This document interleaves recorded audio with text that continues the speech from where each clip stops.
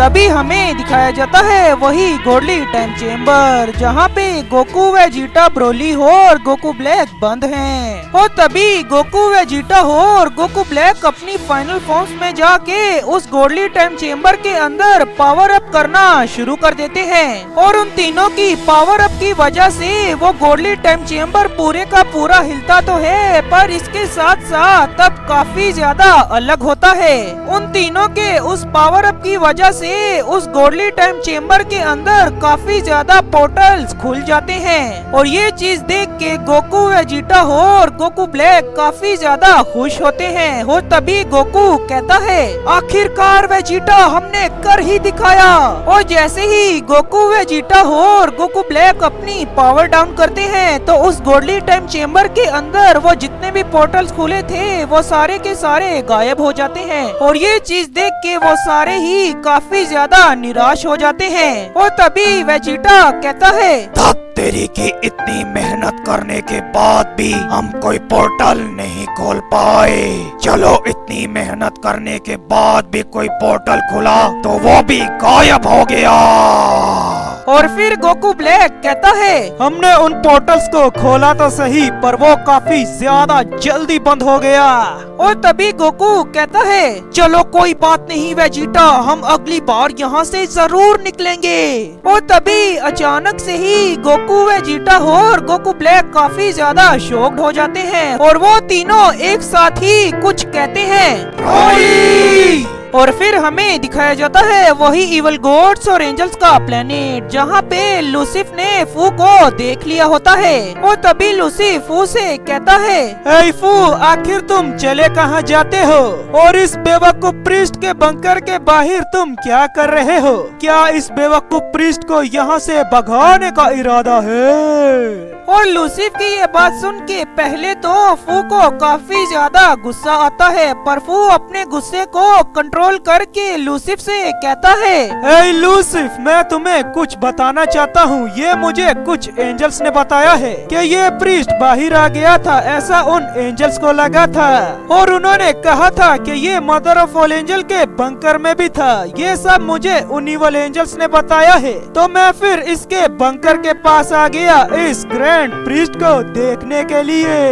और कुछ एंजल्स तो मुझे ये भी बता रहे थे कि उन एंजल्स ने मदर ऑफ ऑल एंजल के बंकर में आपको भी देखा था लूसिफ। और लूसिफ फू की ये बात सुन के काफी ज्यादा शॉक्ड होता है और वो फिर फू से कहता है, मुझे लगता है वो इवल एंजल्स और वो गॉड्स काफी ज्यादा पीना शुरू हो गए हैं। वो सारे बेवकूफ एंजल्स कह रहे हैं कि उन्होंने मुझे मदर ऑफ ऑल एंजल के बंकर में देखा, पर मैं तो उस बंकर में था ही नहीं। और तभी फू लूसिफ से कहता है, क्या मैं आपके लिए उन इवल एंजल्स को मार हूँ? और लूसिफ फू की ये बात सुन के काफी ज्यादा शॉक्ड होता है और वो फिर फू से कहता है, ऐसा मत करना फू, तुम उन्हें नहीं मार सकते, ये तुम भी जानते हो। तुम्हारी ताकत उनके आसपास भी नहीं है। और तभी फू कहता है, चलो ठीक है लूसिफ, मैं अब चलता हूँ। पर लूसिफ को फू पे शक होने लगता है और लूसिफ अपने मन में ही कहता है, आज तो लूसिफ का बर्ताव काफी ज्यादा ही अलग था। ये उन इवल एंजल्स को मारने की बात कर रहा था।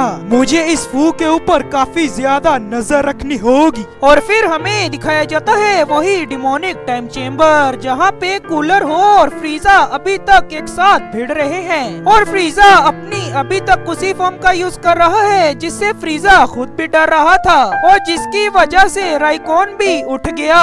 लेकिन तभी अचानक से ही फ्रीजा अपनी उस फॉर्म से बाहर आ जाता है और ये चीज देख के कूलर काफी ज्यादा शॉक्ड होता है कि आखिर फ्रीजा को अब क्या हो गया।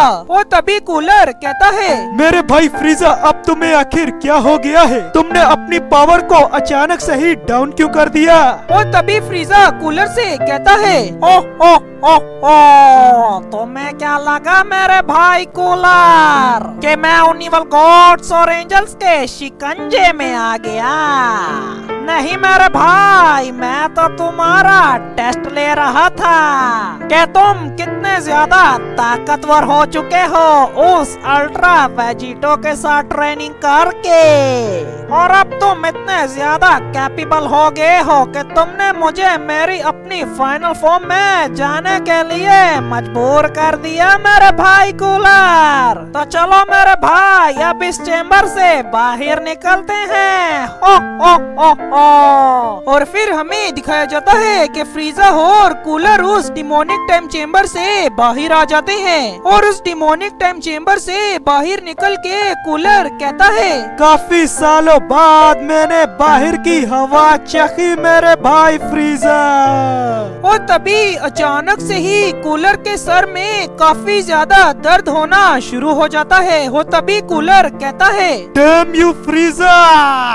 और कूलर की ये बात सुन के फ्रीजा काफी ज्यादा शॉक्ड हो जाता है। और तभी फ्रीजा अपने मन में ही कुछ कहता है, क्या कूलर की याददाश्त वापिस आ रही है? अगर ऐसा हो गया तो मेरे लिए तो काफी ज्यादा गड़बड़ हो जाएगी। पर कूलर के साथ आखिर ऐसा कैसे हो सकता है? इस बेवकूफ कूलर की याददाश्त को तो वापिस आना ही नामुमकिन था।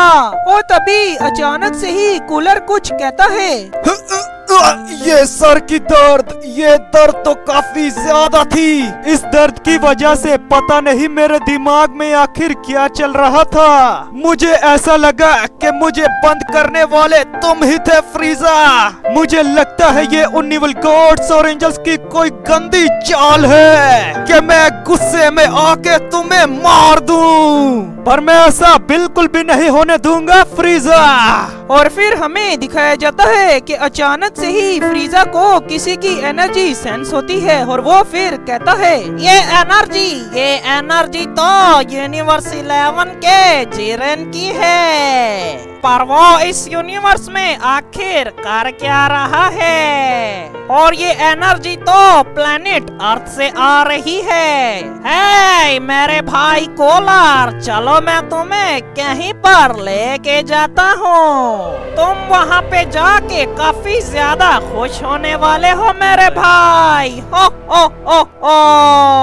और तभी कूलर फ्रीजा से पूछता है, मेरे भाई फ्रीजा, आखिर तुम मुझे कहाँ पे लेके जाना चाहते हो? और तभी अचानक से ही फ्रीजा अपनी किसी टेक्निक का यूज करता है, और वो दोनों सीधा ही प्लेनेट अर्थ पे टेलीपोर्ट हो जाते हैं। और गाइस, इस टेक्निक को भी फ्रीजा ने उन इविल गॉड्स और एंजल्स के साथ ट्रेनिंग करके सीखा है। और फिर हमें दिखाया जाता है मोरो, और मोरो किसी जगह पे आराम से ही बैठा होता है। और तभी मोरो अपने मन में ही कुछ कहता है, मेरी ये ताकत मुझे काफी ज्यादा फोर्स करती है कि मैं सबको मार डालूं, और मुझे अपनी इस ताकत को कंट्रोल करना होगा। और अगर मैं अपनी इस ताकत को कंट्रोल कर पाता हूँ तो शायद मेरी ताकत काफी ज्यादा हो जाएगी, और शायद मैं उस अकुमो को तो अकेला ही मार दूं। और उस अकुमा को मारने के बाद मैं बन जाऊंगा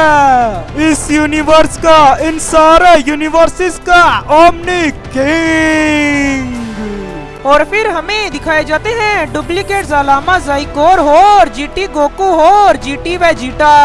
और फिर हमें दिखाया जाता है डुप्लीकेट जालामा को भी उन गॉड्स की एनर्जी सेंस हो रही होती है जो प्लेनेट अर्थ पे आ चुके हैं। और तभी वो डुप्लीकेट जालामा जीटी गोकू और जीटी वेजिटा से कहता है, मैंने तुम दोनों की वो फ्यूजन की टेक्निक को समझा है। तुम्हारी वो टेक्निक काफी ज्यादा नहीं है। तुम्हारी उस टेक्निक को दोबारा से बनाने की कोशिश की गई और वो उसमें सफल भी हो गए। पर ये जो टेक्निक तुम दोनों फ्यूजन के लिए यूज करते हो, ये टेक्निक आधी है। और अगर तुम दोनों इस टेक्निक को पूरा कर पाओगे तो तुम्हारे पास काफी ज्यादा दिन आ जाएंगे इसमें फ्यूज्ड रहने के लिए। और एक और बात, वो टेक्निक तुम्हारे मन के मुताबिक चलती है। अगर तुम उस फ्यूजन में ज्यादा देर तक नहीं रहना चाहते तो तुम अनफ्यूज्ड भी हो सकते हो और उसके अंदर तुम उसी समय वापस भी अंदर जा सकते हो।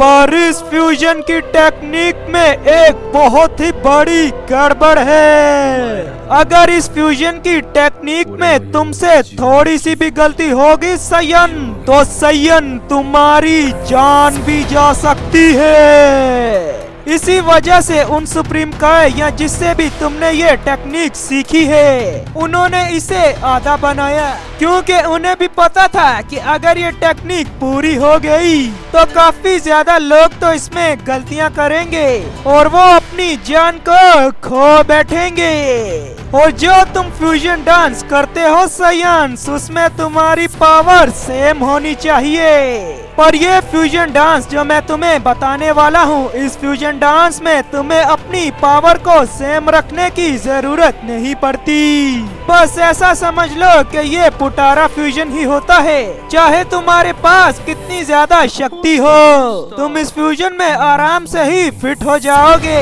मतलब तुम्हारी ताकत इसमें आराम से ही फिट हो जाएगी। और अब मेरे बताए हुए स्टेप्स को फॉलो करो साइंस। और फिर हमें दिखाया जाता है कि जीटी गोकू और जीटी वेजिटा जालामा के उन फ्यूजन डांस वाले स्टेप्स को कॉपी करते हैं। और फिर जीटी गोकू और जीटी वेजिटा अपना फ्यूजन डांस कंप्लीट कर लेते हैं। और तभी हमें फिर से दिखाया जाता है गोजिटा।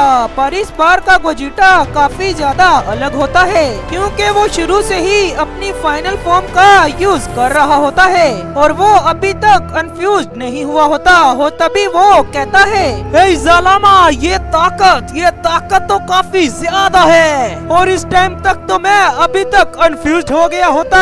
तुम तो कमाल के हो जालामा, तुम्हारा बहुत बहुत शुक्रिया मेरे दोस्त। और फिर हमें दिखाई जाती है प्लेनेट अर्थ, जहाँ पे गोहान फ्रीजा की एनर्जी को सेंस करके कहता है, क्या ये एनर्जी फ्रीजा की है? पर फ्रीजा यहाँ पे वापस कैसे आ गया?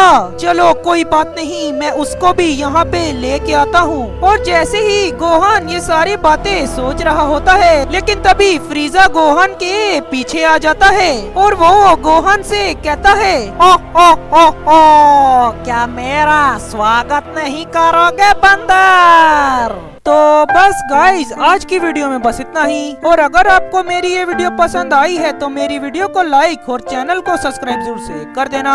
इस वीडियो पे दबा के अपने प्यारे कमेंट्स भी जरूर से कर देना और इस वीडियो को अपने बेस्ट फ्रेंड्स के साथ दबा के शेयर भी जरूर से कर देना। मैं आपसे मिलूंगा अगली वीडियो में, तब तक के लिए सायोनारा।